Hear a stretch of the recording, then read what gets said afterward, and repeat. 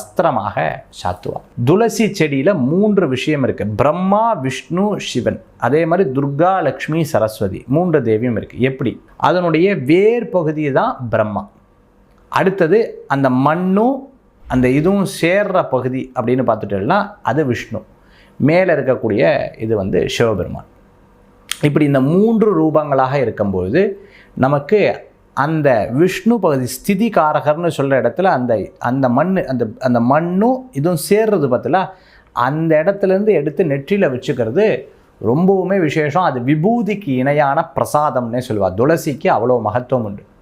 மகாவிஷ்ணுடைய பூஜையில் துளசி வழிபாடு செய்யாத எந்த வழிபாட்டுக்கும் அவ்வளோ விசேஷம் கிடையாது. துளசி வழிபாடு பண்ணால் அவருக்கு அவ்வளோ சந்தோஷமாயிடுமா. அதனால தான் ஏகாதசி அன்னைக்கு துளசி. அதே மாதிரி நைவேத்தியம், ஒரு நைவேத்தியம் இருந்தால் 2 துளசியை போட்டால் போதும், அந்த நைவேத்தியம் சுத்தியாகிடும். துளசியை போட்டு வச்சா போதும், அந்த பூஜையை ஒரு பவித்திரமாகிடும்.